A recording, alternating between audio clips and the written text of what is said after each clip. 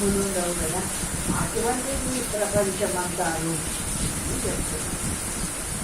ఏ రీతిని స్వప్నములో లాభ నష్టములు జాగ్రత్తలో ఉపయోగించవో చెవల పిల్లికి కొమ్ము ఉండడం అబద్ధము, అటులనే జగత్తే అసత్యమని భావం. అనగా స్వప్నంలో కనబడిన ప్రాధాన్యాలు ఏమైనా వెలుగు వస్తే ఉన్నట్టు కనిపించవు కదా, వాస్తవం కాదు కదా. ఆ విధంగా చెవులకు కొమ్ములు కూడా వాస్తవం కాదు కదా.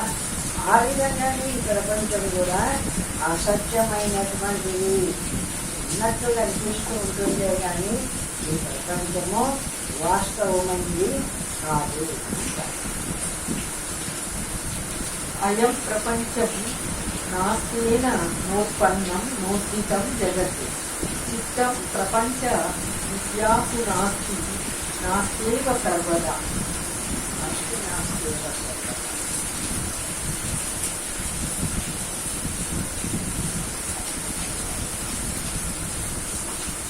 నామరూప భేదము కలిగి అగుపడుతున్న ప్రపంచము లేనే లేదు.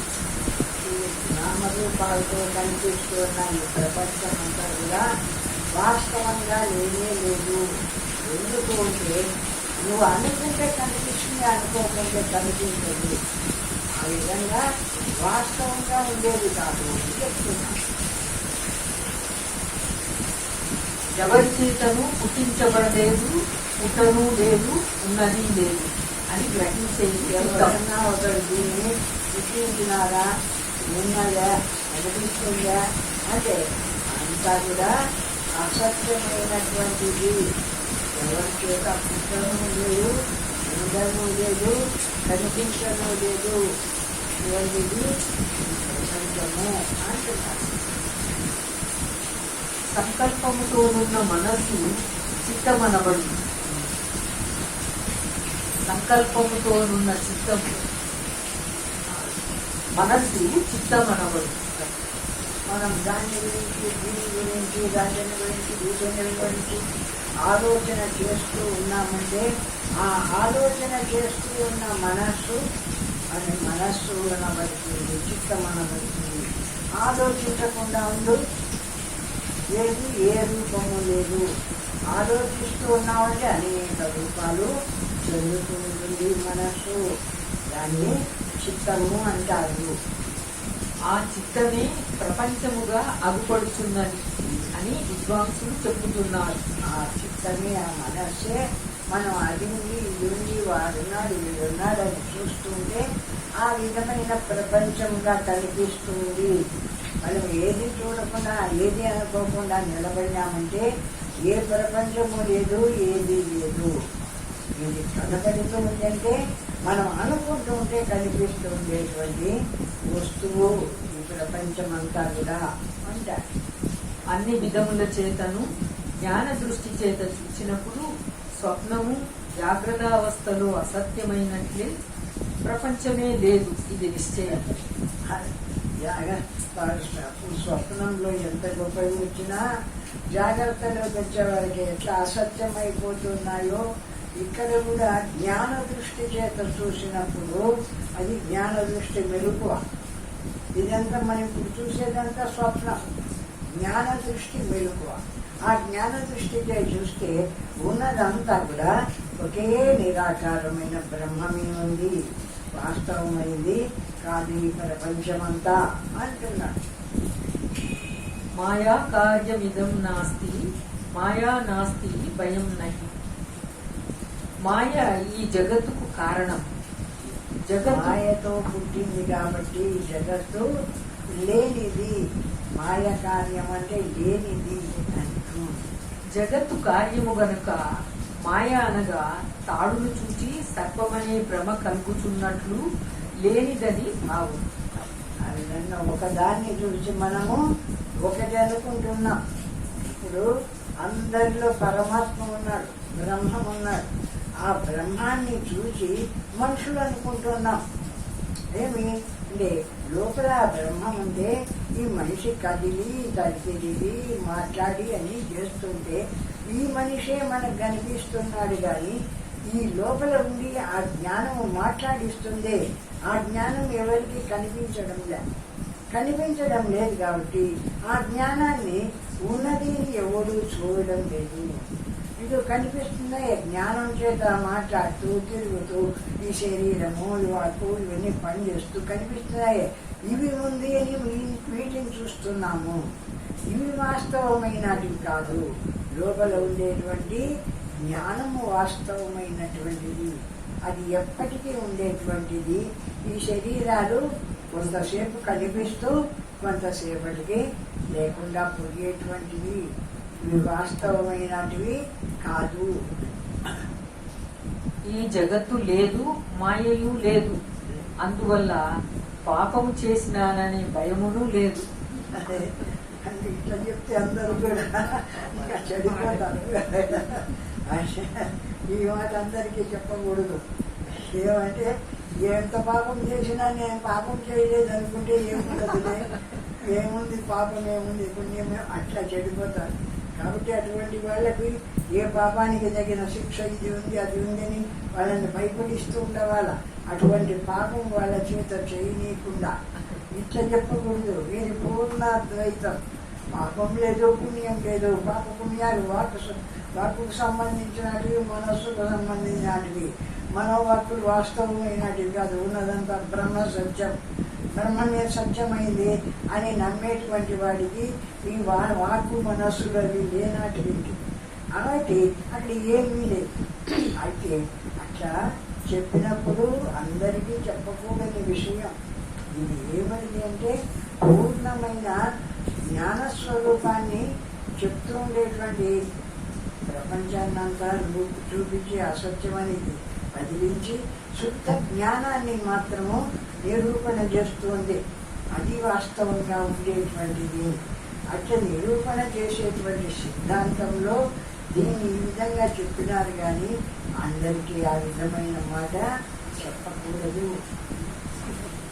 శరీరత్రయము నేననేదే భ్రమ. ఇదంతయు మనసు చేతనే కలిగినది. స్థూల సూక్ష్మ కారణ శరీరాలు ఉన్నాయి కదా. ఈ 3 శరీరాలు నేను అనుకుంటున్నామే, అది భ్రమ. అది అజ్ఞానం చేత కలిగింది. ఆ మనస్సే లేనప్పుడు ఏ భయమును లేదని భావం. ఆ మనస్సు ఉంటే వాటిని వీటిని కల్పించి అవి ఉన్నాయి ఇది ఉన్నాయి అది ఉన్నాయి అని చూస్తుంటే ఆ భ్రమ వల్ల అన్నీ ఉన్నట్టు సుఖ దుఃఖాలు కనిపిస్తుంటాయి. ఎప్పుడు ఆ మనస్సును వదిలేసి నిలబడినామో, యుద్ధ జ్ఞానస్వరూపంగా ప్రకాశిస్తున్నామో అప్పుడు ఏది లేదు. ఉన్నదంతా కూడా యుద్ధ బ్రహ్మస్వరూపమే ప్రకాశిస్తుంది.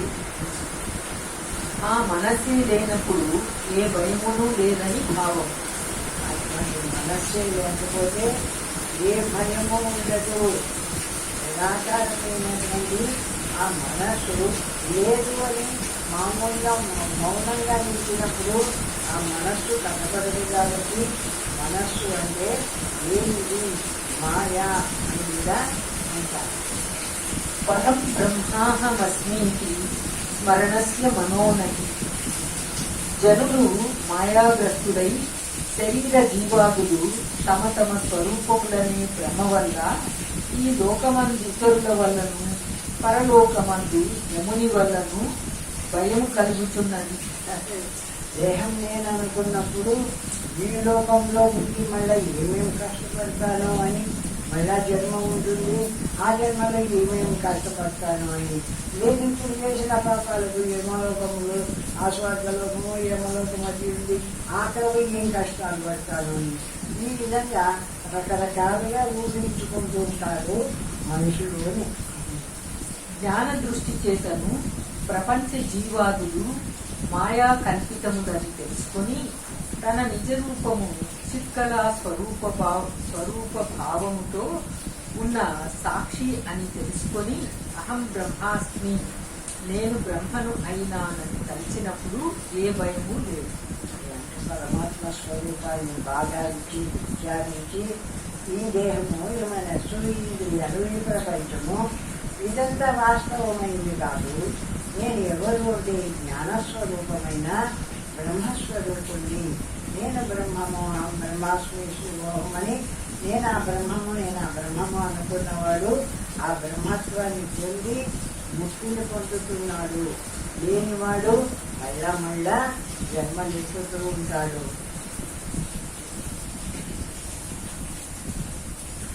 ఇవన్నీ మాయా స్వరూపముగానున్న మనసువి కనుక అట్లే మన మనస్సు అనేది లేదు, అబద్ధం. ఇదంతా మనస్సుతో కల్పించబడి కనిపిస్తుండేది కాబట్టి కల్పన చేయకపోతే మనస్సే లేదు కాబట్టి వాస్తవంగా ఈ ప్రపంచము మనస్సు రెండు లేనివి. ఉన్నదంతా శుద్ధ చైతన్యమైన పరమాత్మ ఒక్కటే సత్యమైంది. మనసే లేనప్పుడు ఏ స్మరణయు ఏ భయమును లేదు. ఆ మనస్సే లేకపోతే దేన్ని స్మరిస్తాం, దేన్ని అనుకుంటాం, ఏది లేదు. ఆ మనస్సు ఉంటేనే అన్నీ ఉంటాయి. మనస్సు లేని చోట ఏది లేదు. శుద్ధ జ్ఞాన స్వరూపం ఒక్కటే ప్రకాశిస్తుంది. నేను బ్రహ్మమైనానని తలచుటకు మనసే లేనందున ఒక మారు మనుష్యుడు, ఇంకొక మారు బ్రహ్మయు, ఇదంతయు మాయగానే ఉన్నది. మనిషి వ్యవహారం చేస్తుంటే మనస్సుతో కూడుకొని నేను ఇది చేస్తున్నా అనుకుంటా. ఒకసారి వదిలేసి బ్రహ్మమాత్రంగా నిలబడి ఏ బ్రహ్మం నేను పరమాత్మ నేను అని ఏదీ లేదు అనుకుంటాడు. కాబట్టి ఇదంతా కూడా ఒకసారి ముందెనుకోవడము, ఒకసారి లేదనుకోవడము, ఇదంతా కూడా వాస్తవమైంది కాదు. ఉన్నదంతా ఏకరూపమైన బ్రహ్మమే ప్రకాశిస్తోంది సర్వవ్యాపకంగా. యథార్థము అంటున్నాడు. అది వాస్తవమైంది. సృష్టికి పూర్వమందును పరమందును సృష్టి ఉన్న ఇప్పుడును చిదాకాశము సర్వవ్యాపకమై ఉన్నది. ఆ సృష్టికి ముందు ఆ పరబ్రహ్మమే ఉంది. చిదాకాశ స్వరూపమైన ఈ సృష్టి అంతా లయమైపోయినప్పుడు కూడా ఆ పరబ్రహ్మమే ఉంది. ఆ చిదాకాశ రూపమైన పరబ్రహ్మము అనేది ఎప్పటికీ ప్రకాశిస్తుంది. ఇది ఉందే ఈ ప్రపంచం ఉన్నట్టు కనిపిస్తూ కొంతకాలానికి లేకుండా పోతూ, ఇక్కడ కొంతకాలం ఊర్లన్నీ ఉంటాయి, కొంతకాలానికి ఇవన్నీ సముద్రంలో కలిసిపోయి అట్లా కనిపిస్తూ కనబడకుండా పోయేటివన్నీ వాస్తవమైంది కాదు ఉంటాయి. దానికి ఏ మార్పులు లేవు కనుక ఈ ప్రపంచ జీవ శరీరాదులన్నీ అసత్యం.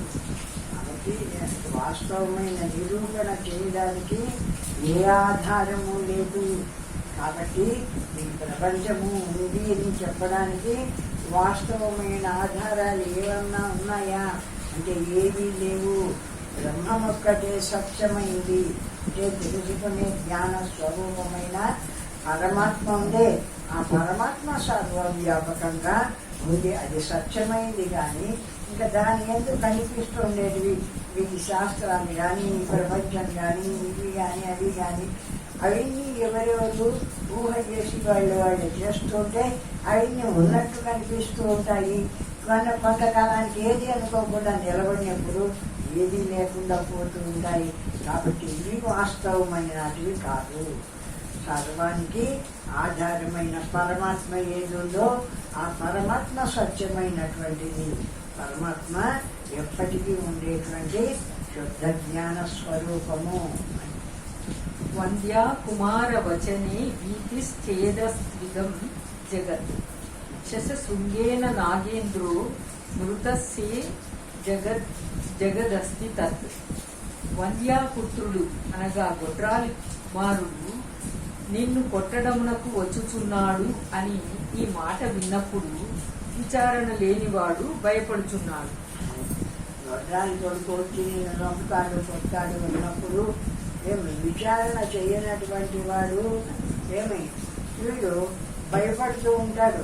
ఎవడో వచ్చి కొట్టాడని. అక్కడ చెప్పింది ఏమిటి అంటే గొడ్రాలి కొడుకు ఉండడు కదా. అటువంటి అసత్యపు మాట చెప్పినా కూడా ఆ మాటను కూడా సత్యమే అనుకొని భయపడుతూ ఉంటారు అజ్ఞాని అయినటువంటి వారు. అందువల్ల భయము నిజమైతే ఈ జగత్తు వల్ల భయమును నిజము కావచ్చు. విచారించగా ఈ రెండును అసత్యములని తెలియచున్నది. అటువంటి భయము వాస్తవమైతే గొడ్రానికి వాళ్ళు కొడుకు నేను చంపడానికి వస్తాడంటే భయపడతాడే, వాడి భయము సత్యమైతే ఈ ప్రపంచం కూడా సత్యము. అటువంటి అది ఎట్లా అసత్యమో ఈ ప్రపంచం కూడా సత్యమైనటువంటిది కాదు అని చెప్తున్నారు. చెవల పిల్లి కొమ్ముతో కొట్టి గొప్పతనమును చూచినాడు, లేక చెవల పిల్లి కొమ్ము వల్ల గొప్ప గజము చంపబడినది. ఎంత అసత్యమైన మాటలు లేవు. ఈ మాట ఎంత నిజము. పిల్లికి కొమ్ములే ఉండవు, ఆ కొమ్ములతో ఏనుగులు చంపడమే పడింది. ఇదంతా ఎంత అసత్యమో అట్లా ఉంది ఈ ప్రపంచమంతా. అది ఉంది ఇది ఉంది ఇది ఉంది అని వీళ్ళు కల్పించుకొని ఈ ప్రపంచాన్ని అంతా చూస్తూ ఉంది అనుకొని వీళ్ళు భ్రమపడుతున్నాడు. ఈ మాట ఎంత నిజమో ప్రపంచము నిజమన్న మాట కూడా అటిదే అని నిశ్చయించవలదు. ఆ చెవుల పిల్లి కొమ్మలు ఆ ఏనుగుని చంపిన అన్న మాట ఎంత అసత్యమో ఈ జగత్తు ఉంది అనేది కూడా అంత అసత్యమైనటువంటిది అని చెప్తున్నారు.